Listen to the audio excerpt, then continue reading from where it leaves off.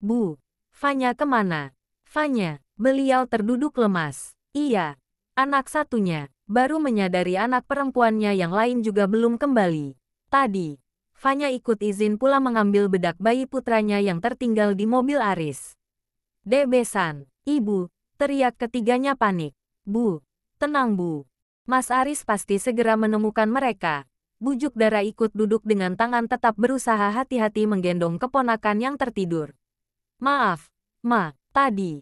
Devanya juga minta izin ke parkiran mengambil bedak. Bu Rumi menutup mulut yang membulat bergetar tidak percaya. Ikut shock mendengar penuturan Dara barusan.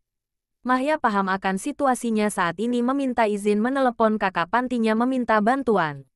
Hati-hati. Nak, di sini banyak orang tidak dikenal. Apa tidak lebih baik menunggu papa saja? Nak, mama khawatir kamu juga kenapa-napa. Mahya pasti baik-baik saja. Ma, kita harus segera temukan mereka. Diusap pipi menantunya sedih. Takut Mahya terseret pula dalam bahaya. Setelah kepergian menantu beliau menenangkan hati Besan meski hati beliau sendiri juga gundah gulana. Setelah hampir 1 jam pencarian sama sekali tidak ada yang berhasil menemukan kedua anak perempuan mereka dan juga cucu kesayangan. Entah pergi kemana mereka bertiga. Pak Wisnu meminta bantuan penjaga pantai mencari keberadaan mereka tapi hasilnya tetap nihil. Sangat mustahil tanpa musabab menantu hilang begitu saja tidak memberi kabar terlebih dulu. Pak Hamdi terdiam batin terus-terusan dihantam kabar tidak mengenakan. Apalagi ini, kedua putrinya, cucunya. Mahya tanpa babi bu lagi menelepon rekan pantinya. Bukan cuma teman panti laki-laki yang ia telepon tapi ia menelepon pula ipar dari teman panti perempuannya meminta bantuan. Firasatnya mengatakan masalah ini jauh lebih serius daripada kasus hilangnya Faiz. Ia harus segera menemukan dan menyelamatkan 3 nyawa keluarganya.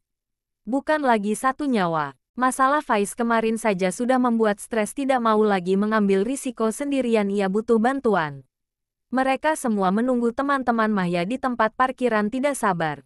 Setelah menunggu setengah jam akhirnya mereka datang juga dengan motor gedenya lantas dihampiri mereka semua.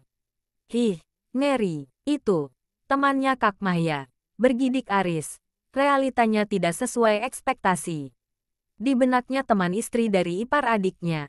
Orang yang berjas atau setidaknya polisi tapi nyatanya sangat bertolak belakang dengan penampilan Kak Mahya sendiri. Masak iya, Kak Mahya bertemannya sama mereka-mereka. Sangat jauh dijangkau akal. Saat membahas serius Mahya dikejutkan dengan kehadiran. Raya, panggilnya tidak percaya ngapain anak itu ada di sini. Ngapain Raya di sini? Kamu sama siapa? Jangan bilang kamu ke sini tanpa sepengetahuan abang kamu. Ah, bosanlah dikurung di rumah terus. Misi kita kali ini apa, Kak? Fahri yang sudah bersiap di dalam mobil bersama Aris mengajaknya julid dengan apa yang mereka lihat. Serius, Mas, Kak Mahya akan naik itu. Aris terbelalak kaget melihat istri sahabatnya memainkan suara motor yang berirama menggelegar tersebut setelah merombak habis-habisan penampilan dari yang feminin sampai hilang femininnya untuk pemanasan. Memanasi lengan dengan suara yang bikin nagih.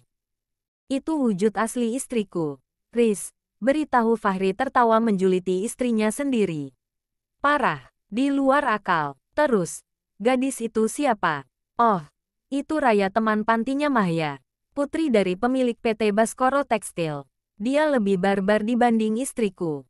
Dulu, rencananya mau aku jodohin kamu sama dia. Ih, ogah Mas. Cantik sih. Tapi sepertinya hidupku tidak lebih dari setahun setelah aku menikahi dia. Pulang-pulang tinggal tulang. Dia itu kan Mas, kembarannya. Siap itu anak Pak Burhan yang meninggal setelah ijab kabul.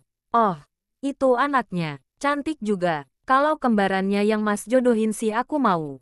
Kamu tahu semua, gimana gak tahu semua kisah mereka? Kan sudah dijadikan novel. Tuh, si Fanya yang sudah beli novelnya. Adegan selanjutnya yang mereka julitin muncul satu persatu. 2 pria mendekat ke arah istri Fahri. Sakit, sakit, sakit. Ngapain di sini? Lepas. Sakit, kebiasaan. Kelayapan terus. Kan aku sering bilang Raya. Kamu itu dibilangin bebal banget. Iya, Kak. Ngomelnya dipending dulu. Panas ini telinga. Satu-satu. Lepas Sakit, baru dilepas tarikan di telinga setelah merasakan getaran gawai di tangan, abang. Gadis itu bergidik ngeri sesudah mendengar suara yang mengajak iparnya video call. Mana Raya? Bariton abang kandungnya terdengar melengking. Bilang, gak ada, isyarat itu yang ia ragakan di bibir untuk ipar laki-laki. Bahaya jika abang lelakinya tahu ia kelayapan sampai sini. Tidak meminta izin lagi. Kultum siang akan tiba-tiba muncul. Teriaknya kesal.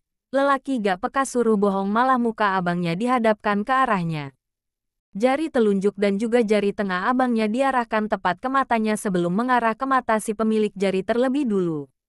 Dia hanya berani meringis takut. Takut dilahap saat itu juga meski tahu abangnya di tempat yang berbeda tapi tetap saja ngeri. Ditatap dari jauh Ilham anak buah iparnya mengintimidasi. Pasti dia yang mengadu sedangkan pria yang dipelototi hanya mengedikkan bahu. Mahya menjelaskan secara rinci permasalahan yang sedang dihadapi keluarganya.